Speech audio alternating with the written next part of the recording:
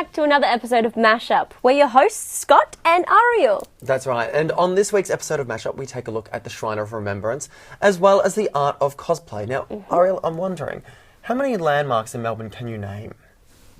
A few. Let's go. What's first? So we've got right behind you, Melbourne Star. Melbourne Star, Yep, yes. very good. We've got 1. Luna Park. Luna Park 2. Yes. The MCG. 3. Eureka Tower. 4. Oh, The cricket town? The cricket town. Cricket, no, I don't know why I said that. Town? I don't know. I've never heard of the cricket town before. Grounds. And the Shrine of Remembrance, Shrine of Remembrance. Yeah. Well, today we're actually going to be looking at the Shrine of Remembrance. Have you visited it many times before? I actually have a tram stop that is right outside of the Shrine of Remembrance, but Domain interchange. Yes, there you go. But no, I haven't actually been there, so we should have a look. To check it out and let's revisit it now.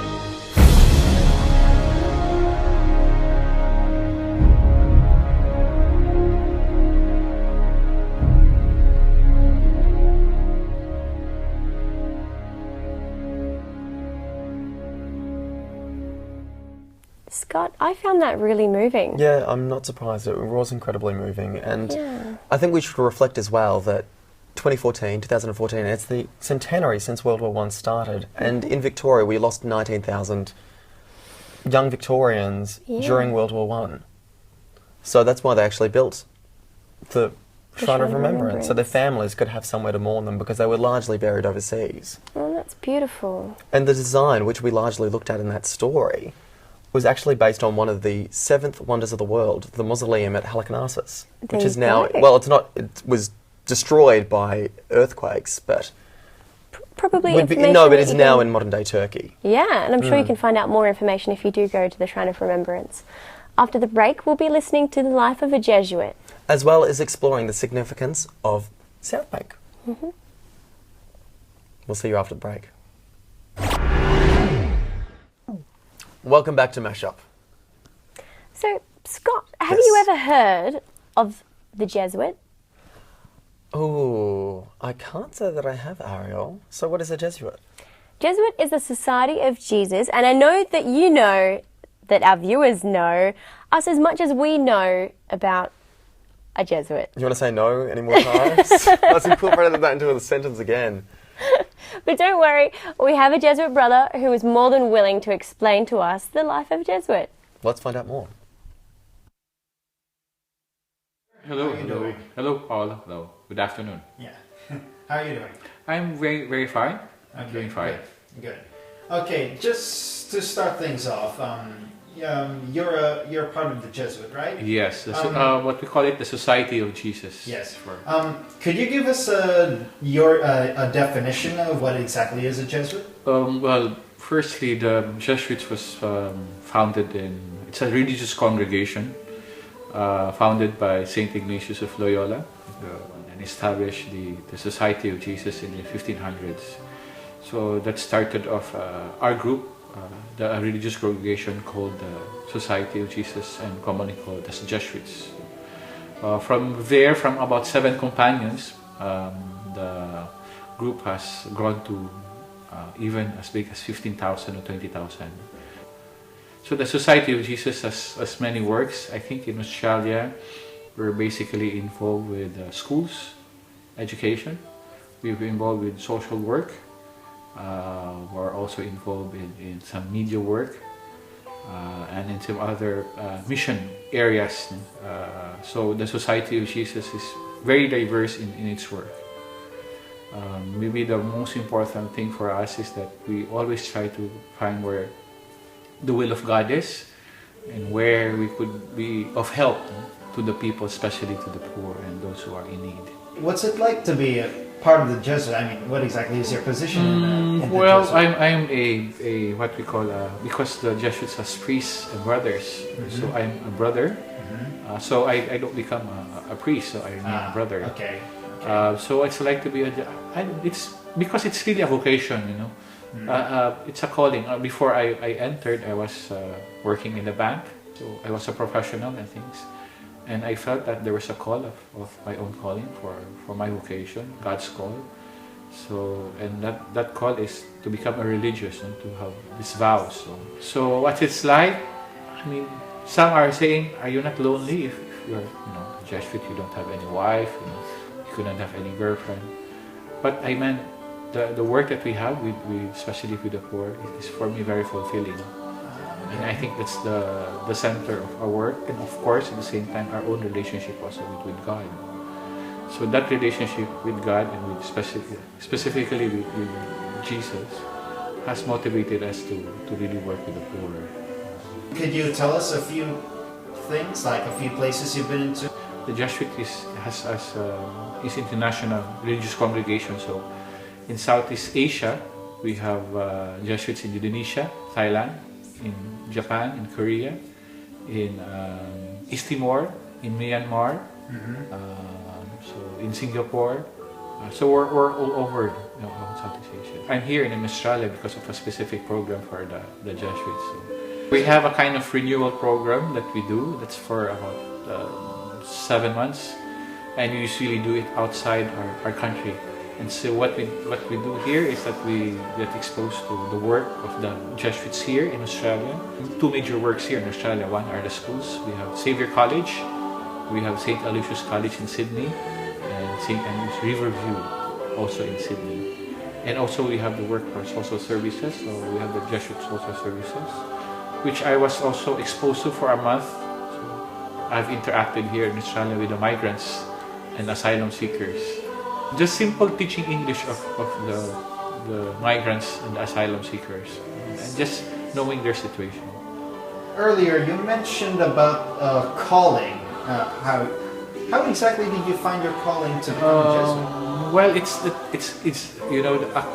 vocation to religious life is not just an instant thing that maybe just overnight. Oh, I think I want to be a religious. I want to serve God or the people. It took time for me. Maybe my experiences when I was still a student, I was much involved with church. And the turning point I have was the World Youth Day in the Philippines, which was way back in 1995. Oh, okay. So World Youth Day was the time when the Pope came to the Philippines. So this is the time that I met the Pope, and I think that changed my whole view of my whole life. That I think I'm gold. And I was so admired by Pope John Paul II, at the time was Pope, and visiting the Philippines. And he had that charisma really to attract young people. and he was challenging us to serve God, and to offer our lives to God. Do you find your work fulfilling? Or do you find fulfillment? Yes, I've been a Jesuit for the last 17 years. And I mean, there are even our Jesuits who've been, 50 years in the society. And I'm happy.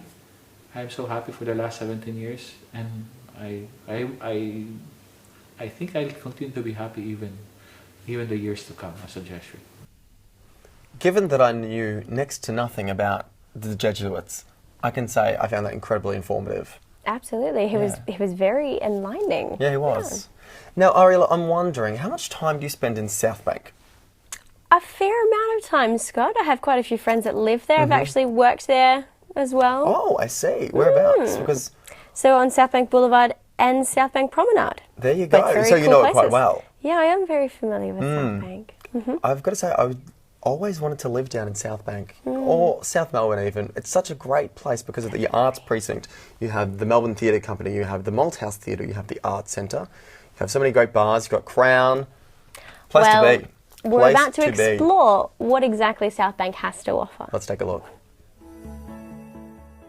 South Bank was formerly an industrial area and part of South Melbourne. It was transformed into a densely populated district of high-rise apartment and office buildings beginning in the early 90s. Significant and rapid residential development has occurred in South Bank in recent years, with the population skyrocketing.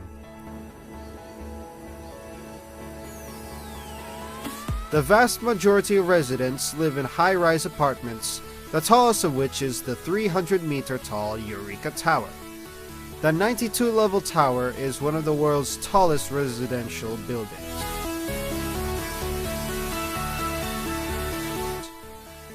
South Bank is bordered to the north by the Yarra River and to the east by St. Kilda Road. South Bank's southern and western borders are bounded by Dorcas Street, Kingsway, the Westgate Freeway, and Montague Street. The life and soul of South Bank is the affluent, buzzing South Bank Promenade. This path stretches along the south side of the Yarra River from the popular Southgate shopping and dining complex to the glittering Crown Casino.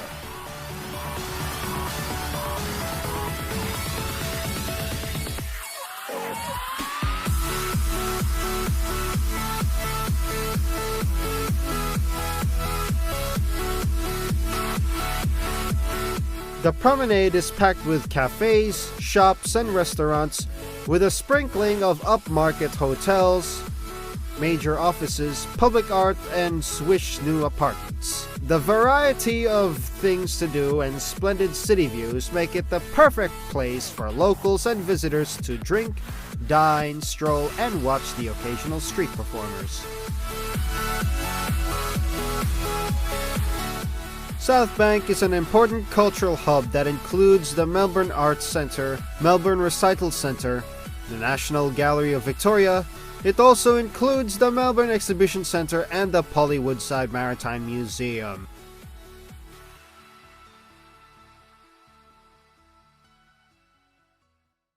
Well, Scott, I can see why you would want to live there so much. Very convenient. If you're at the theatre, it'd be so convenient. Just I actually walk found to and out from. something interesting What the is other that? day. Yes, you know, in the Arts Centre where they Yes. have the spire that's all On different top. colours, they Yeah. light up. I was told that the design of that it's actually supposed to look like a ballerina, like Oh, a like a ballerina's tutu. dress. Yeah, the tutu. Oh, there you go. You don't quite notice that. You just immediately liken it to the Eiffel Tower. Yeah, no, but you it's- certainly do, but it makes sense, and it makes sense why you'd have something resemblant of a ballerina at an arts centre. Makes perfect sense. Well, we'll be right back after the break as we discover the art of cosplay. See you soon.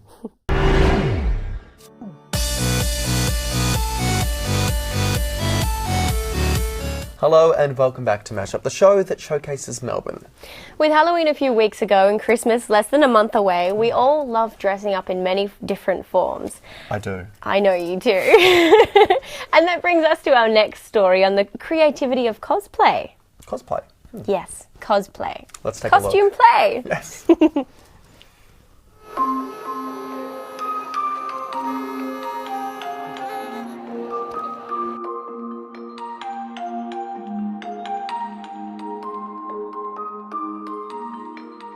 Cosplay is an art form stemming from Japanese pop culture.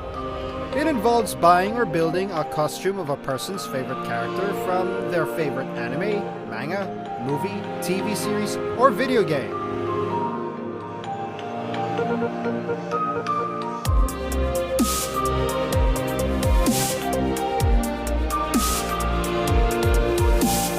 Cosplayers range from small-time novices to hardcore experts, which sometimes take months and a lot of money to complete a costume.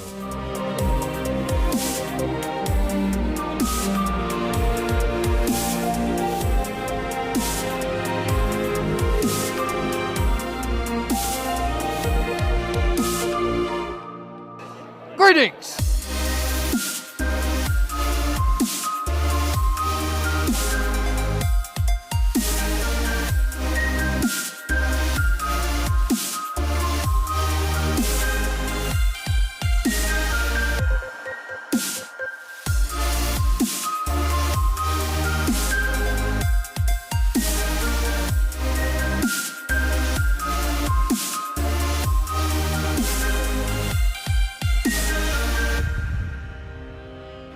What did you guys go through to get your costumes and bring them all together?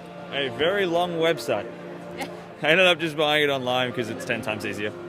Very good. What about you? Same thing? Some guy on eBay, clearly Chinese, and then I airbrushed the rest myself because I'm beautiful. Very well. Alright, so what inspired you to choose these cosplays out of any other character you could have chosen? I suppose because a lot of with the mask and the whole body cover, nobody knows who you are, and it sort of gets rid of that whole imagination where people can just come up asking it actually you are that character rather than just having a jacket or a pair of pants. That's pretty much it. No one knows who I am. I can get away with everything. Sounds good. Criminal bastard. Yes. Alright, so do you guys have any tips for buying costumes or looking out, see which one's seedy or which one's trustworthy? Or? Generally, if you go to a site and you can't understand any of the language, I just say avoid it. If it's cheap, don't buy it. If it's $40, it's not worth it. Alright, and final question. So, what kind of things did you put into creating the costume? So, just pretty much putting it on? Put it on, yeah. I guess on the site that I got to, you got a lot of options on how you could actually make it. So you could have, this one's got a removable hood, so I can take it off and breathe, unlike this guy. What are some constraints of your costume then? The body. The bod. Thank you And the guys fact for... it's all one zip, so I can't take just the hood off like this. He thinks he's special. He thinks he's special. Because he's like, I can't. I am a trooper. Get out of here. Thank you guys so much for your Thank you guys so much for the interview. Hope you have a great day. Thank you very much.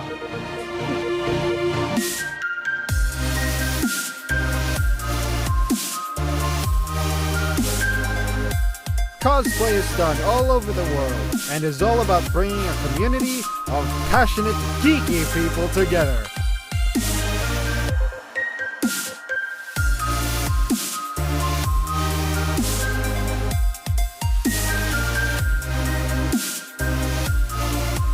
Pretty damn cool, hey? Yeah, really cool. And now you've been to cosplay before, haven't you? Well, not cosplay itself, but I have been to quite a few pop culture conventions where a lot of people do dress up. And have you taken part in the cosplay competitions? Not the competitions. I've watched a few. They've been quite funny because people can come up with their own skits and that thing. Oh, really? That's like, I haven't seen that because I went to Comic-Con once and I saw them all dressed up and all competing, and they awarded a couple of people prizes, but I didn't see any skits or anything like that. No, I suppose it depends on where you go and what's Who organised. did you get dressed up as? Just for fun, I got Yes. dressed up as Edna from The Incredibles. So she's the really short costume designer that has the Eastern European accent. Can we hear a little bit? No. Oh, come I don't on, know. Eastern European, it's so easy. She says something like, I don't look into the past, I only look to the future, darling. Perfect, Like, something like thank you. that. You need to add a darling, bliss. Darling. So Yes. naturally I went as Batman when I went. Batman, but Yeah, of course. which is my favourite superhero. We've talked about that previously. We have. Sadly though, that's all we have time for today. We've taken a look at cosplayers, and in just a sec we'll be taking a look at a band called The Superheroes with their song appropriately titled Up to No Good. But as always, don't forget that you can find us on Facebook, Twitter, Instagram, and even YouTube. But that's all we have time for. So good night, Melbourne, and thanks for watching another episode of Mashup.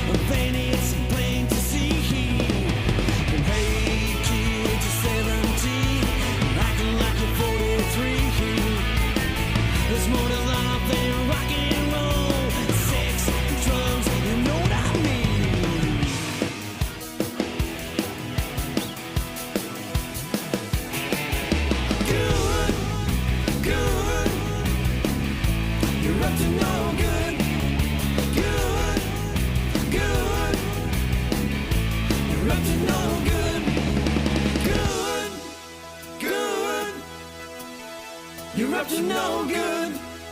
Good. Good. You're up to no good. Wow. Good. Good. You're up to no